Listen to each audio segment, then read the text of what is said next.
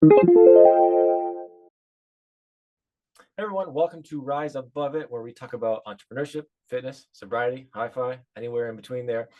Today we have Logan Call, the co-founder of Audacia Elixirs, who has been on a journey like many of us, maybe not starting in the NA spirits business, but that's where he found himself right now. So we want to talk about that journey, what's going on now, where he sees the space, and all the goodness. So Logan, thanks for joining us. Absolutely. It's a pleasure to be here. I'm excited to chat. I appreciate it, man.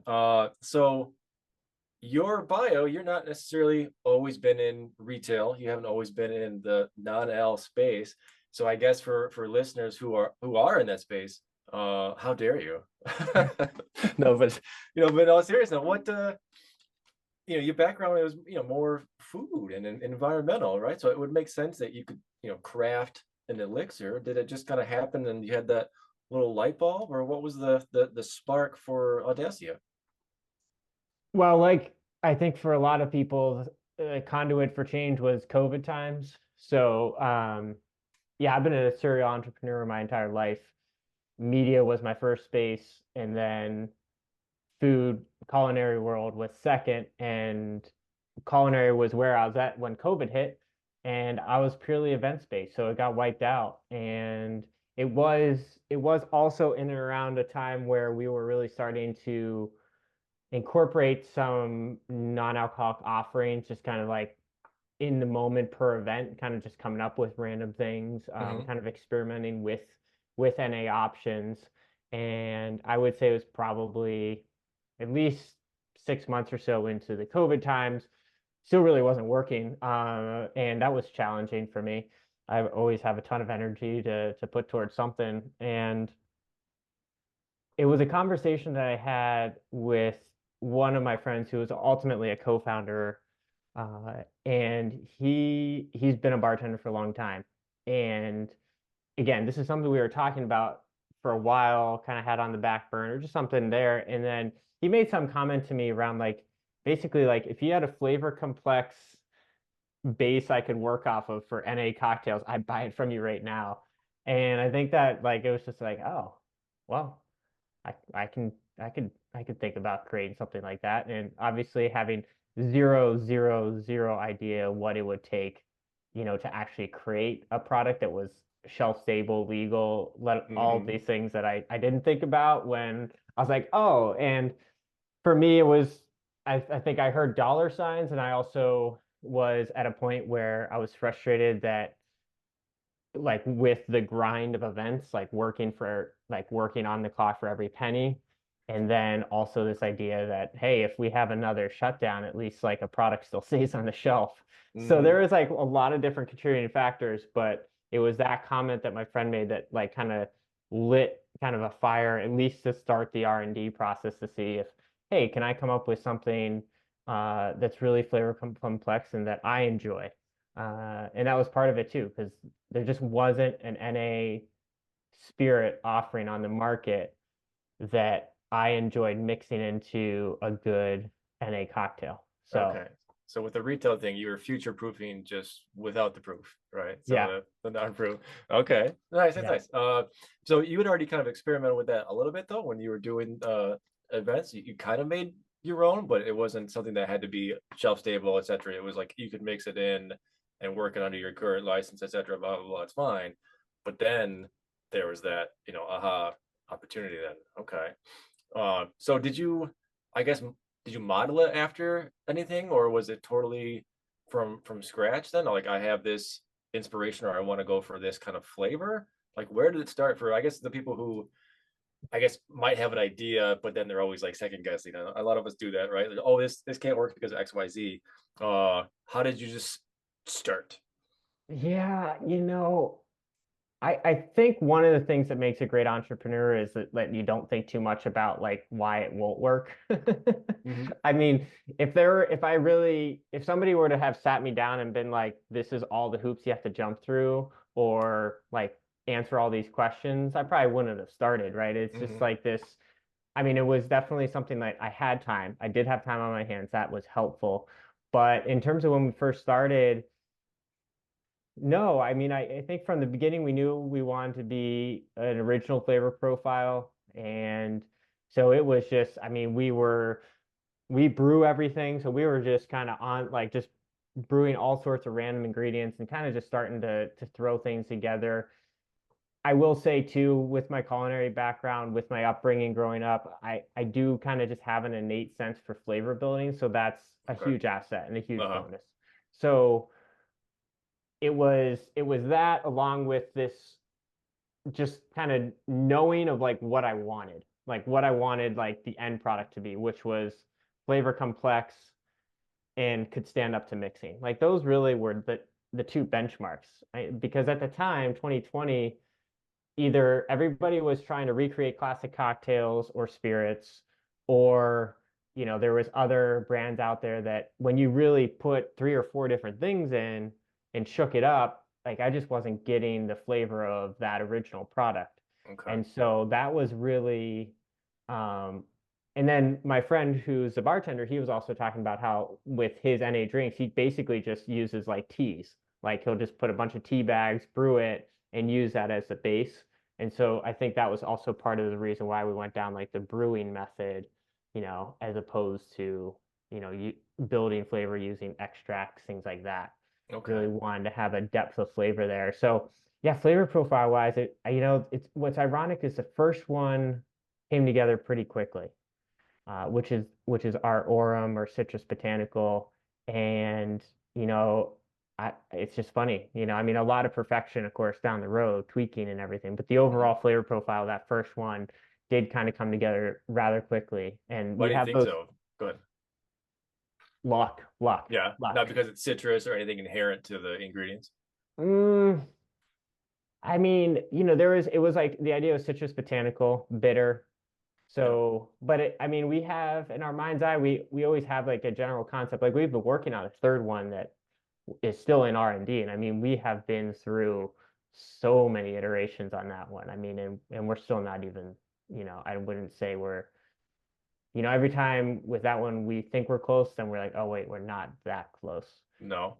So yeah, luck has something to do with it, right? Because like we're not like I don't have like that mathematical or analytical or like chemistry, like none of that. Like I'm not like sitting here with like a like whole data sheets and like I don't Yeah. have like it's literally just like I need to like start with a cup of this and like so yeah, luck has a lot to do with it.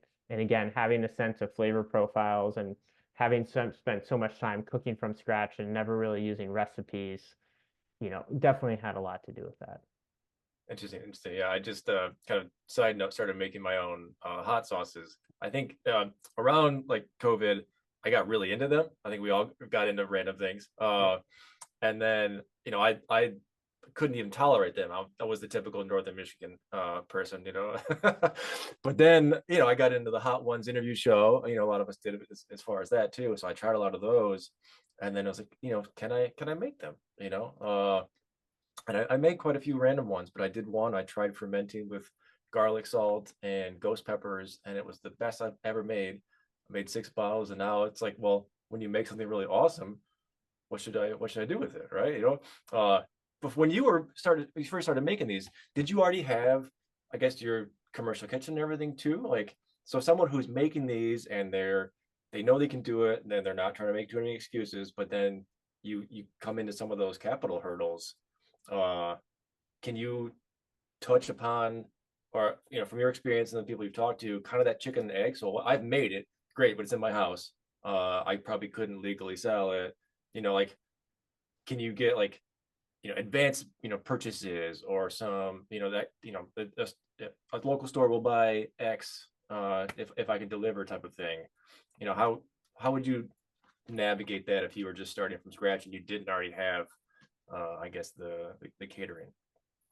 Yeah, I mean, I think there's all different ways. I mean, I know a lot of folks who might like have some better expertise and understanding of how these things work, maybe having a product, perfecting it, have the recipe down, and then take it around and get purchase orders ahead of time, so you kind of know you have something. Hmm. That's certainly not what we did. It was, yeah, it was was just in my kitchen. We were doing batches after batches. Could use my like once things opened back up, we could use my catering license to just like do events or just like do free events where you're not charging for it, you're just doing sampling. That's what we did a lot, was just sampling.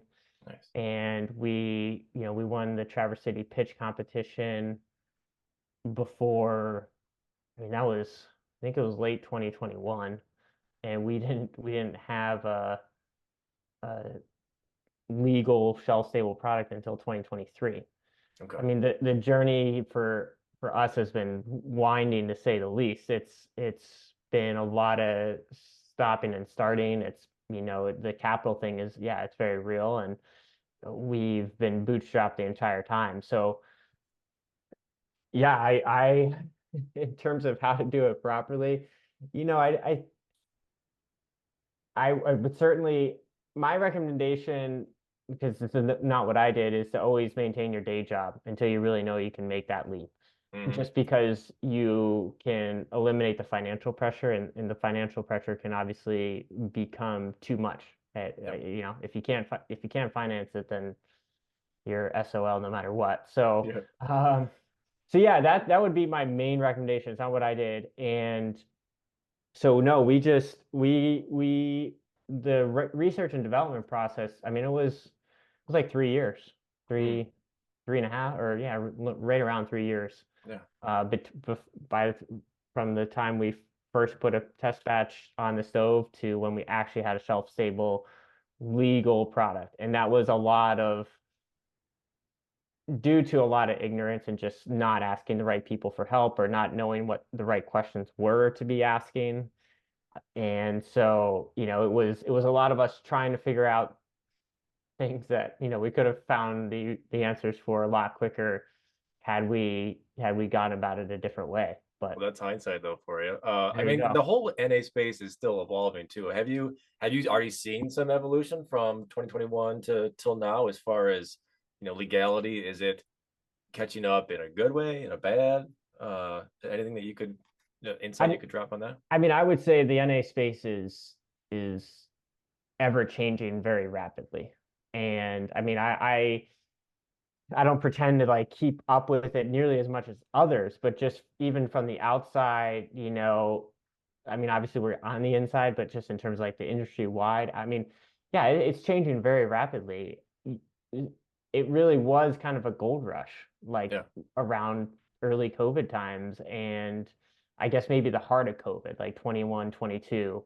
Like, I mean, it really was. It was booming, and the the transformation between that time till now is pretty intense, and it has a lot to do with the fact that I think everybody recognizes that it's here to stay. It's continue, like the numbers in terms of those drinking in moderation or not at all are continuing to climb, Hmm. regardless of what's happening in the NA space, right? Like on the smaller scale level in the details. But and so that, I think the biggest thing is that all the big companies, all the big alcohol, like if we say get big alcohol, big tobacco, right? Like big Yeah. alcohol is like, okay, Hmm. like time to pivot. And in the beginning, it was all these small independent companies that were well positioned.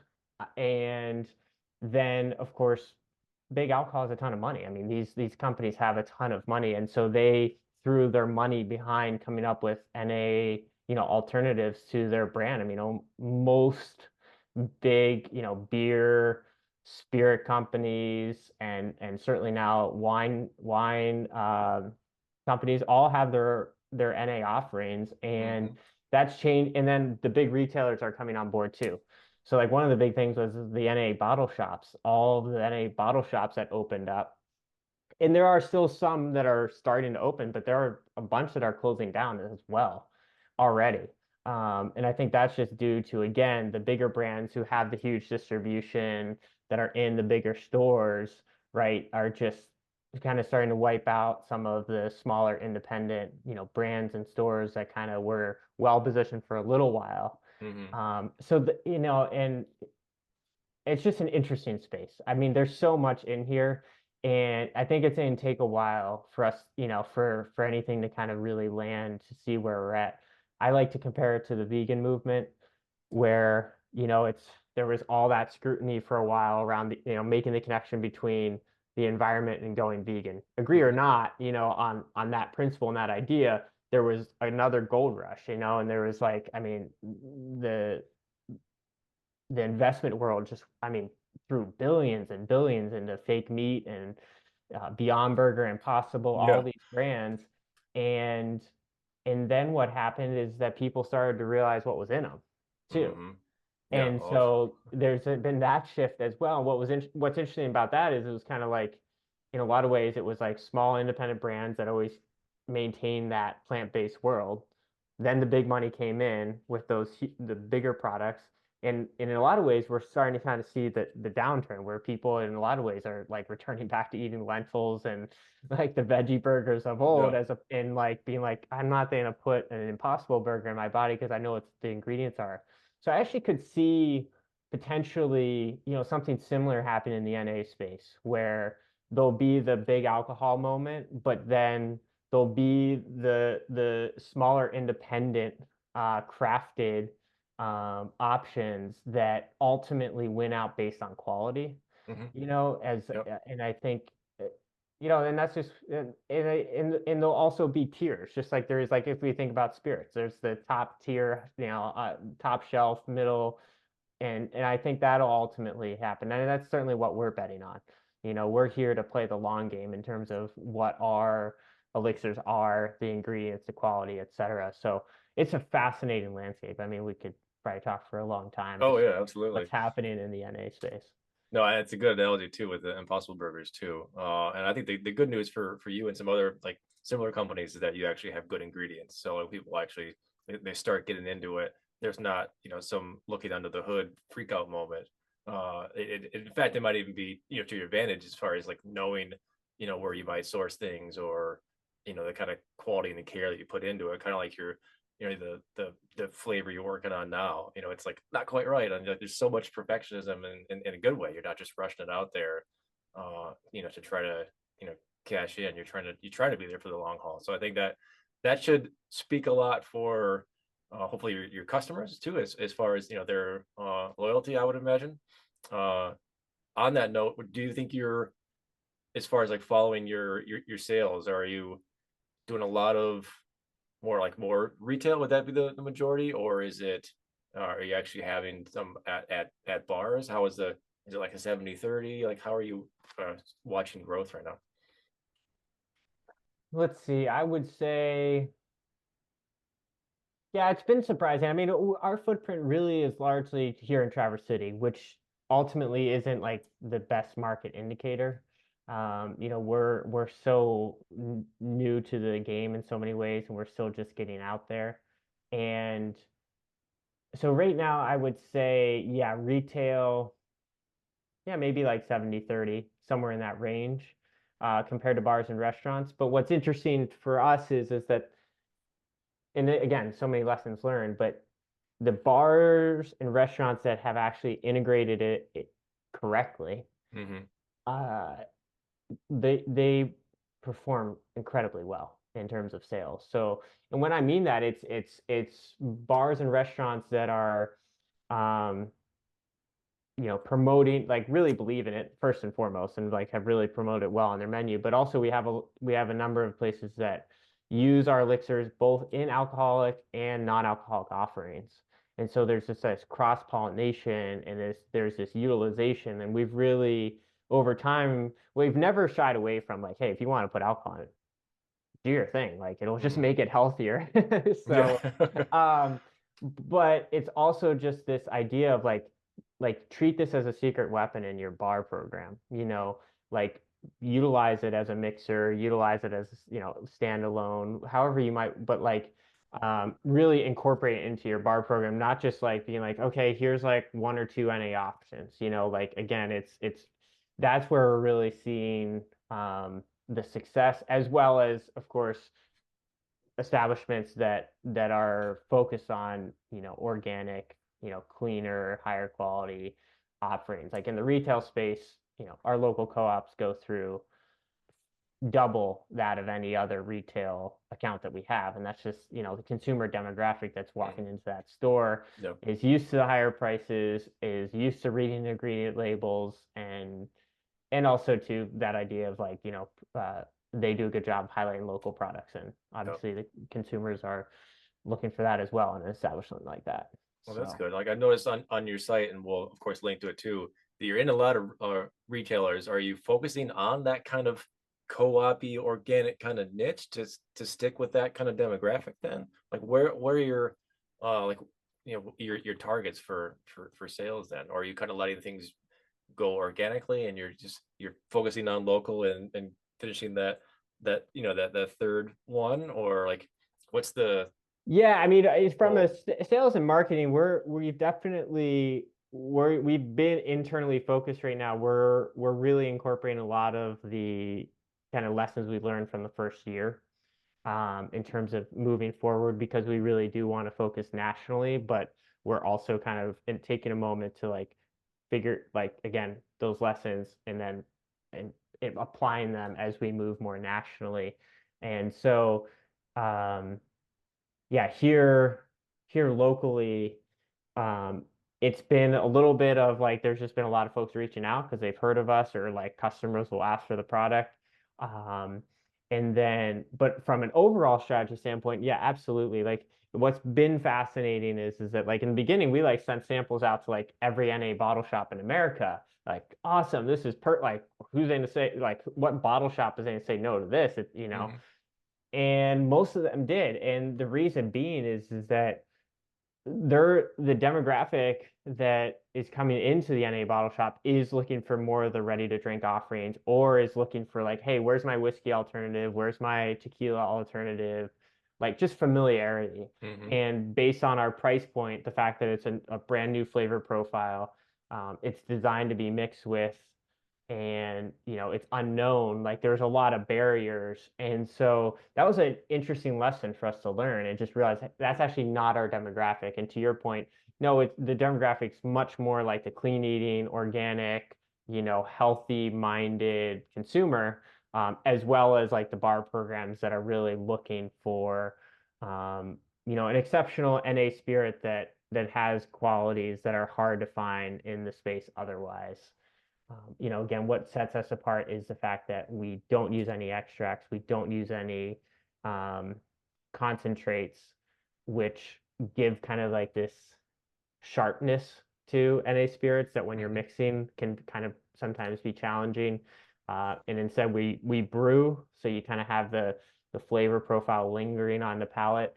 And a huge one is that we're not using any sugar or sweeteners whatsoever. So the idea being that we're really giving the bartender, full control.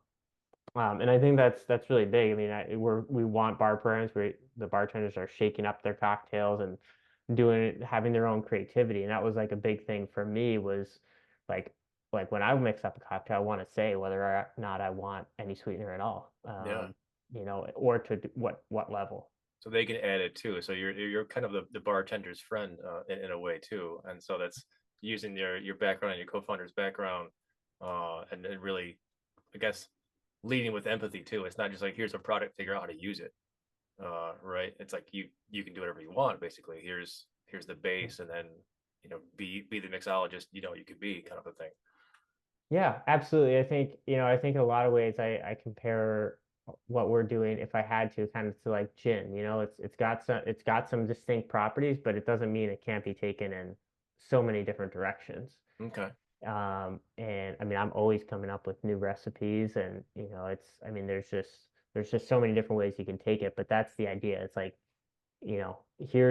again, going all the way back to, Roman's point is like, he was just making teas, right? Because he just needs something to work off of. And Hmm. so we've created that something to work off of, that's bold enough to stand up to mixing, but not so overwhelming with the flavor profiles or the extracts or whatever, that you're kind of boxed in, or that, how it lingers on the palate might be a little off.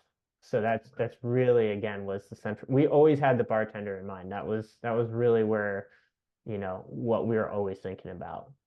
Nice. That could be a good growth avenue too, especially once like you get word of mouth and they really like it. They could, start telling their friends type of thing. Ultimately, they're not the purchaser, but they still have they carry a lot of weight, of course, wherever they go. Back to ingredients too. Is there anything you can touch on as far as without giving it away, sourcing? Is it a local thing? Do you do as much organic as you can? Obviously, it's harder to get or more expensive too. Like, what goes into how you're sourcing? Yeah, so it is everything's organic. All of our ingredients. We haven't done the organic certification, so it's not like we can like throw it right up on top of the bottle. It's Hmm. frustrating. That's just so many thousands of dollars and Yeah. all the other hoops you got to jump through. But everything's organic, and no, I mean we're sourcing from all over the world. Ultimately, we'd love to have the purchasing power that we can like bring more production back here into the States or even into Michigan, but right now we're using big, we're not, we don't have the purchasing power to go directly to farmers either, so we're at that stage where we're using the big wholesale suppliers. Mhm. And yeah, we're sourcing from all over, and it's been fascinating. It's changed so much even since we started. I mean, like when we were first looking at ingredients and pricing, the war in Ukraine had started, and then that started, and that had such pretty wild ripple effect because Ukraine no longer was producing the staple crops. Mm. A bunch of other countries that were focused more on specialty crops stopped producing specialty crops and started producing staple crops in response to um, everything that was happening. And so then sourcing became more and more, limited. Prices went up, and I'm sure Yeah. prices are going up Yeah. continuing to still go up. So it's, it's definitely not something that I love that we are kind of at the mercy of, a global food supply chain. And it's the same thing with bottles. When we first started, I was like, all right, one of the things is like we're going to have our bottles made in the United States, and we found someone who had the Nordic style bottle we liked, and we're like, all right, great, we're going to go with you. This was after who knows how many bottle samples. We got our first shipment in, and the bottom of the box was like made in India. And so we called them up. We're like, what's going on? And they're like, yeah, that plant just shut down, and now we got to source them from India. And then the next shipment we get in, flip over the box, made in China. Same story. So like, it's and I'm definitely someone who has a strong moral compass and has a Uh-huh. lot of wants to be as ethically sound as possible. And thankfully I've had a lot of friends who have been on this entrepreneurship journey and small business journey, and you know basically it's like if you get caught up in that, you're never going to make it to market. Yeah. And you kind of just have to swallow a bunch of things you don't want to along the way, and then know that if you truly actually become anything, Yeah. then you can start to look at these things, right, and start going back and be like, hey, like can we do a little bit better on the sourcing side of things? But there's just so many elements, and you just only have so much time, and you certainly only have so much money to work with in the beginning. That's a good point. It's kind of like the point from before. Like you can't just make excuses. You got to just get the product out there. So obviously do as much as as best as you can, and then you can afford to be the perfectionist later. Kind of willing in the creek don't rise kind of a thing. But uh, so you have a lot of friends who are entrepreneurs, and what about your background? Let's we can kind of get away from NA and retail for a second. You said that you got into it early. It was it dog biscuits when you were 11 or something? Did you have a dog, or did you like accidentally eat a biscuit when you were a kid and you're like, what if they're tasting good for humans? No, I'm just like, how did that, why was there like, an open niche, like, oh, milk bone sucks. Let's make something better, or what's going on in the 10, 11-year-old brain of Logan?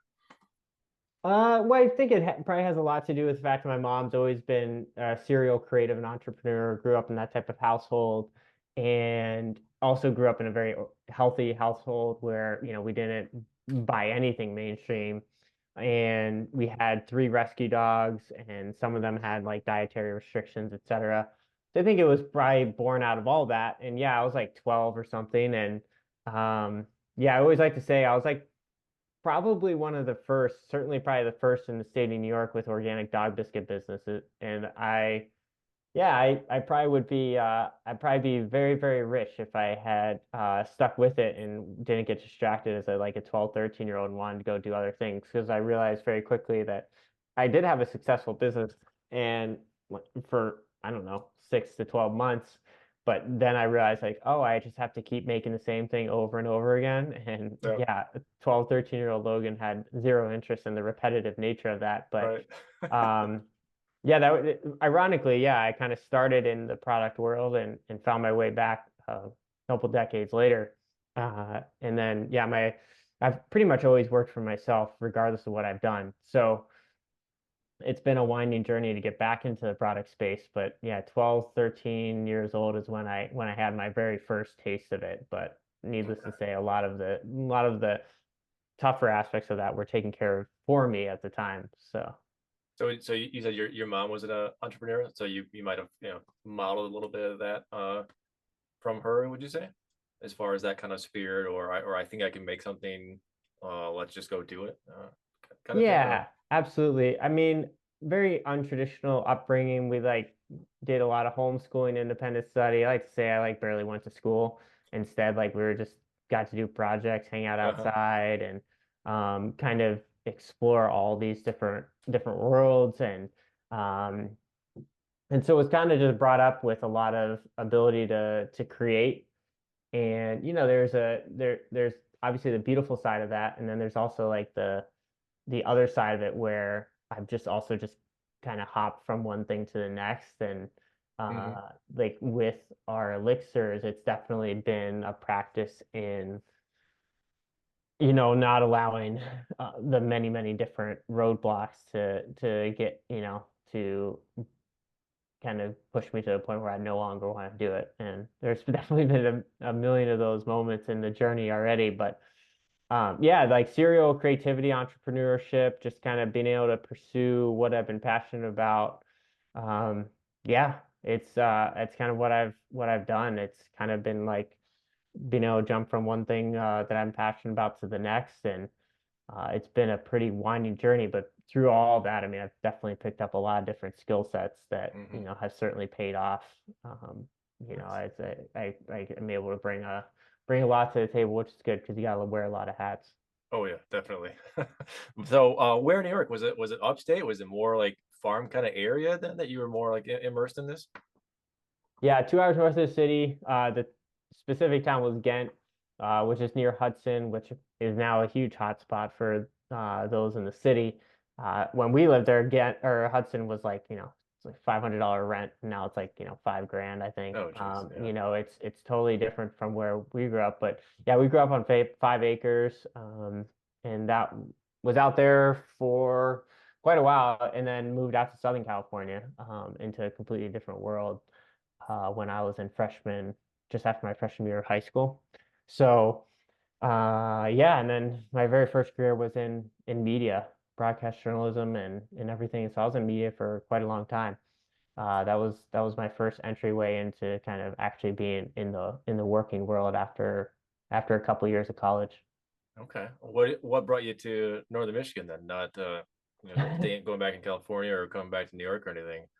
That was a friend of mine really needed an executive chef, and I had never been here, didn't really know anything, but he's like you won't want to work at the position long, but I think you'll love the area. So I did move up here sight unseen. I was actually living in Missouri at the time, and yeah, I just came up here to help him out for a little while, and was at the job for 7 months, and then restarted my catering and events based business that I've had ever since, and that was what I was doing when COVID hit. So Nice. So Missouri, that was the Baker Creek heirloom seeds, right? yeah, yeah. Uh, Now was that the first time actually getting into like culinary arts then? Or I mean, aside from the dog biscuits, of course, was that the first professional uh Yeah, it was one version? it was one of the few times I worked for somebody else, and I had probably been doing culinary in LA for maybe 2 years or so. but I was like splitting time between media was paying the bills, I was exploring culinary, and then I had like the most like specific job search you could ever have on Indeed.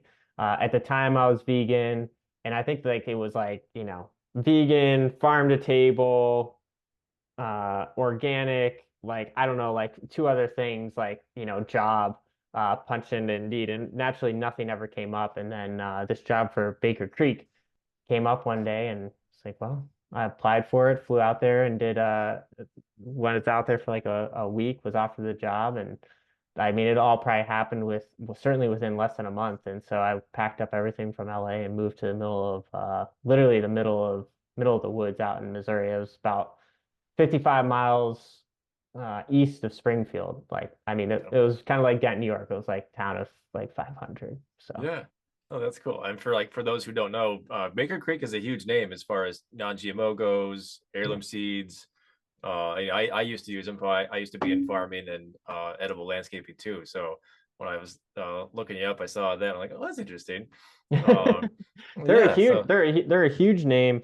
They were a huge name at the time, and what's wild is how much they've grown because they had so much growth during COVID. hmm I mean, I don't even know how many more warehouses they've built since I was there. And they had a massive, I mean, they were, I don't know how many $1 million company when I was out there, let alone where they're at now. I mean, yeah. it's truly wild how much they've grown since COVID. Um, but yeah, it's pretty spectacular what they do in terms of sourcing their seeds from all over the world. And they had an on-site vegan cafe that was completely donation based.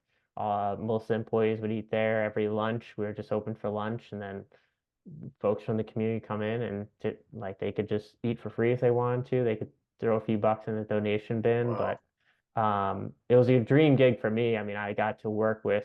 I mean, they were growing like 1,000 different varieties of plants, fruits, vegetables, herbs. hmm So it was a very creative job, and pretty cool, and obviously a big culture shock. So it was a great kind of growth moment for me as well. Yeah. So were you were in California just before that then? Were you Yeah, still by San Diego then, or where I were was you in Los specifically? Angeles at the Okay. time, so I spent like 8 years in San Diego, 5 years in LA, and Okay. so I moved from LA right into the Ozarks. So Oh wow. Yeah. yeah. It was like San Diego for a little bit of college before that too, right? Is it mostly just kind of Mhm. southern? Okay. Yep. Yeah, I spent a ton of time traversing the Southern California coast. My first job was working for CBS Sports covering high school sports. So my coverage area was like from the border, like the Mexico US border up to like northern LA. So like that whole area, I like knew like the back of my hand because I did it for about 6 years. So That's cool. Do you still have any people like or any friends who are in this space as far as broadcast journalism, sports journalism? I mean, I keep tabs on LinkedIn with some of them, like some of like all my old colleagues. And what's really cool is that there's still like some of the athletes that I covered, they're still playing like in the NBA and Major League Baseball and stuff. So it's always fun to follow their careers, having been chatting with them as a high schooler. It's pretty cool. But yeah, that was also another. Again, I've been really blessed to be able to like have so many different worlds that I've kind of gotten to live in, and that was certainly a fun one as someone who loves sports. So Nice, nice. Were you there for the Ball brothers in Chino Hills, or was who were that? they? Oh no, so Lonzo Ball, Yeah, LaMelo yeah. Ball. I think I might have caught them like at the very beginning. Okay, Or maybe when was it? maybe when Lonzo was younger, so he's the older one. Yeah, So for I those think who don't it was know, like it might have been yep. like Lonzo's like freshman or a sophomore. Yeah, I know. I remember that a little bit, but yeah, I think it was just at the tail end of my career that they were kind of arriving on the scene. Okay, yeah. So for those who don't know, Lonzo is still injured but playing for the Chicago Bulls. LaMelo's for the Hornets. Their middle brother keeps trying to make it. We'll see. But they had an undefeated season, I think in 2015 or 16.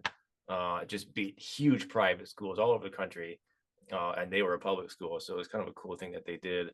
And then LaMelo was a short freshman. Now he's 6'7", 6'8", but he was a freshman on a huge varsity team, beating gigantic schools all over the country. So it was a cool story. I remember following that at the time. Yeah, So no, there were some pretty incredible high school teams out there. And one of the cool things about high school athletics is, it's like you can tell who's going. I mean, like the the the the competition range is just so wild. You have Hmm. the guys that end up being pro, and they're just on such a different level. You Oh yeah. know, In other to sports too. Like you've got yeah. guys who are like they go pro in one thing, and you found out they played other things and they were varsity in that. Like, yeah, I'm not surprised. Yeah, yeah, Yeah. exactly. There's a Yep. guy from my high school who ended up playing pro baseball, and he did track in junior high, and he long jumped 19.6 as an eighth grader, which is a huge jump. Uh, Yeah. and then just you find out that he ended up becoming an all-star and gold glove and all that stuff in baseball. And like, yeah, I'm not surprised. He was just, sometimes you just have those kind of things. Obviously, it needs to be cultivated too, just like with entrepreneurship. You need to obviously focus on it and stuff. But sometimes you Yeah. have your natural inclination, and you gotta run with it. Yeah, that was one of the fascinating things is I was definitely in like part of the reason I got into high school sports is because that was when like the media boom for high school sports started. Hmm. So like I joined Max Preps, which is CBS acquired them as their high school division, but like I mean Max Preps was relatively tiny. I think when I started with them, it was like probably a team of like less than 10 or so. Oh wow. And Okay. now, I mean, they're huge. I think they're in the top 10 of like sports sites visited, Hmm. on a yearly basis. And but watching that progression and the time I was in it, it's actually part of the reason I got out of it too, was just the intensity is just wild to see like the media coverage of, these 15, 16-year-olds, 17-year-olds and the pressure that, that put on them was pretty wild. I mean, it's like like the media, obviously it's not as big as professional sports, but like, I Hmm. mean, like I started like, I just was like watching myself like, running onto the field and like, battling like two or three other, reporters to get an interview like, with some 16-year-old kid. And it was pretty wild to watch, and I know it's only gotten that much more intense. And I mean, Yeah. the level of which, you know, young men and women and like what they're going through, the training, the schedules and everything. I mean, there's no question. Like anytime people talk to me about injuries in sports, I'm like, well, yeah, Oh. because back in the day, like pitchers could go all 9 innings because they like played baseball for like 4 months and were on the farm like hauling hay bales and stuff the rest of the time. And now like Uh-huh. you're just playing year round. Like, I mean, how on earth can the body take the type of, schedules that these young athletes are going through, let Yeah. alone again all the other pressure. It's pretty wild. Yeah, absolutely. I tore my rotator cuff in high school as a pitcher, and it was never the same again too. And thankfully, I was doing other things too. I wasn't like going to all these travel teams and parents putting thousands of dollars into that. Yeah. But that's happening now. They put so much into it. Sometimes in hopes that the kid will get a college scholarship, and I'm like, Yeah. well, you could have saved that money, but they're going through much stress, and how much stress is that on the kids too, and Yeah. that's and now with Yeah. NIL for college, is that a good thing now, or is that going to exacerbate the high school sports paradigm, right? Like, am I going to do even more of Yeah. these, Yeah. travel teams and what have you, in hopes of getting that NIL college money, too? So I don't know. It's a good thing, but it could also be bad. So I don't know. We'll Yeah, see. I think for me, I certainly get the like I get concerned as to kind of like the loss of childhood, right? And the like loss of innocence. I mean, again, like 14, 15. I mean, that's really, I mean, let alone the pressure that parents and coaches are, putting on someone like if they show signs of promise at like 6, 7 years old, like I mean, Yeah. I was watching a little bit of the PGA Tour today, and there's a 15-year-old out there playing the Rocket Mortgage Classic down in Detroit. And Wow. it's just like it's like it makes for a great media story, which is why it's happening. But there's no reason why a 15-year-old should be out there on the PGA Tour, Yeah. like like just like from on a psychological level, like I don't know. I mean, again, I love sports, I love competition, everything, but there's also something to like allowing kids to be kids, and Yep. yeah, it's pretty Yeah. wild. If you saw the Olympic trials, so just a couple days ago, that 16-year-old from Maryland almost made it in the Wow. 400, broke the junior record. He broke 45. That's just phenomenal time, even for an adult. And I think someone was interviewing him if he felt upset about it. His name is Quincy. There were two Quincy's. I think it was Quincy Jones. You know how disappointed he was. He's like, I'm running grown man times. I'm fine. Yeah, yeah, So that's you have a good perspective. Like, obviously, he's competing and could have made it to the yeah. Olympics. That's phenomenal. But to not be upset and hopefully go back and enjoy your youth, that would be great. Um, for you, with the dog biscuits thing, like that was your own idea. Like it wasn't from your mom to be like, hey, you need to start a business and come back, follow after my footsteps or anything, right? Yeah, I think it was, yeah, I don't really remember, to be honest. I think it was pretty organic. And again, like I stopped it after a little while. Well, I almost burned the house down. So, Oh, okay, that's a good reason to stop. that was a part of the wake up call and again, it was just because I was just bored with it. Left some coconut oil on the stove for too long. But Mm, um yeah, no, I don't think it wasn't ever something that was like aggressively pushed by any means. And, that's like one of those things where it's cool. It's like, hey, try it out, move on, go try something else out. nice. Just like to your point, it's like that's the other thing about athletics these days. Like, it's like you used to play like four sports and maybe make a decision like when you hit college or whatever, it's like that's the type of energy. Try a bunch of things on for size. And I mean it's pretty wild to see where my career has kind of led me. And I do think it takes quite a while to kind of uncover where your true passion lies. I know some people kind of have it innately in them from a pretty early age, but um, it's also just it's been interesting to see how I've progressed. And I know that there's definitely still a career for me beyond what I'm doing with the Elixirs. So it's just an ever evolving journey. So. Nice. That could be actually a good way to wrap up and like gonna end on that note. Would you uh want to expand any more on that, or just kind of leave it with, how to find your passion is just go play and experiment? How would you kind of put that in a nutshell, you think? Yeah, I mean, I'm a big fan. I would love I'd love it to be like mandatory that you have to like take 2 years between high school and college, Mm-hmm. even if you want to go to college. Yep. Or just be like make apprenticeships and things like that a lot more available, acceptable.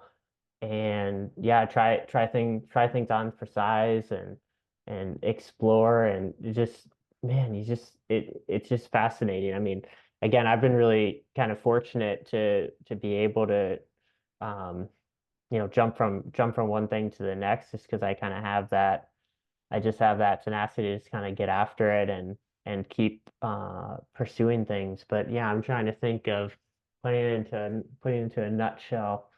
Um, That puts too much pressure to kind of to summarize it or anything. But I think listeners can gather that. I wasn't sure if you had kind of a go-to quote or anything like that that you look back and you're like, actually, that does encapsulate me, or anything like that.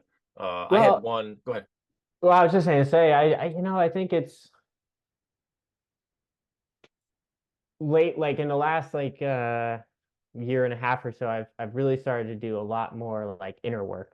I've been doing a Mm, lot of like it's becoming a little bit more well known, like men's work, men's circles, things like that, and like the deeper emotional work. And I think one of the very fascinating things that's come out of that for me is just really starting to understand like how much is formed during childhood, and just like as a child witnessing parents, your environment, surroundings, and all of the things that we soak up, all the narratives, all the stories, if you want to call it propaganda, whatever, indoctrination, whatever you might want to say. And so I think in a lot of ways, sometimes, until you're able to kind of work through, or if you have the opportunity to work through, kind of an unpacking like your childhood and upbringing and everything.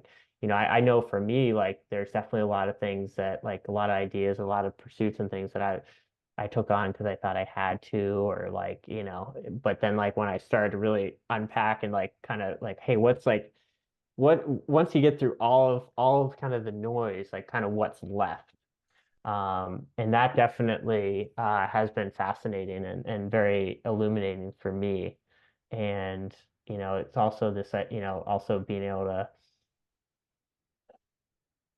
I mean, obviously money rules the world and you got to be able to, as I said, I alluded to, it's like keep your day job, mm-hmm. right? But also, um, what ultimately, like, what really fires you up. Because one of the best lessons I've learned is that um we all love authenticity. Hmm. Everyone loves authenticity. Like, and like being able to drill down like who you are authentic, like truly who is your authentic self, and like what gets you most fired up. Because and that's hard. Again, that can be kind of hard to actually uncover. But it's like authenticity is often met with criticism, Hmm. but it's like I was just talking to we're looking at redesigning our label, and we were talking with the designer, and he said he was talking to us, and as soon as he said it, I was like, oh, this is someone I want to work with, because he was like, yeah, you want something that people either love or hate. Like like you just don't try, if you're trying to appeal to everybody, you're done for. Mm. And it's really, it's so true. And like when you think about, like, again, like you look at certain, I don't know, public figures, celebrities or whatnot, those who are truly authentically themselves, yeah, like they get a lot of hate and they get a lot of love. Hmm. And what's fascinating though is that, like, when we respond negatively to authenticity, we're still drawn to it, which is what Yeah, I yeah. find fascinating. Hmm. Like you might just truly despise somebody, but you still are going to talk about that person or like engage with them. And I do think that that's just because we are drawn to authenticity. Whether we agree with it or not, there's a Yeah. certain energy about it. There's a great book. I think it's called No Surrender, Work from the Heart. I need to forget the author's name, but in it, there's a passage that as soon as I read it, it really helped kind of, and it's hard to follow, but like at least it's like a North Star, which is like you're only ever creating work for yourself and those who resonate with it. Hmm. And it's just like this idea that, like, especially as like an entrepreneur, like you have a product or service, like the more you can, the more that you can maintain like what really fires you up, and like and gets you excited and passionate about it, is, I think that's really where the secret sauce is, because there's going to be so many people out there who tell you what to do, or how to shift, or like how to like be better in the market, or whatnot. And there's a lot of solid advice in there, but like your North Star has to be like ensuring that, like, that spark, that thing that like it got you to do something, like create a product or like whatnot, which is a certainly hard thing to do. Like protect that at all costs, even if you bring in other feedback, because we didn't even get into it, but a couple different times in the journey for me where I just put a pause on it, like for financial reasons or just Hmm. because I burnt out.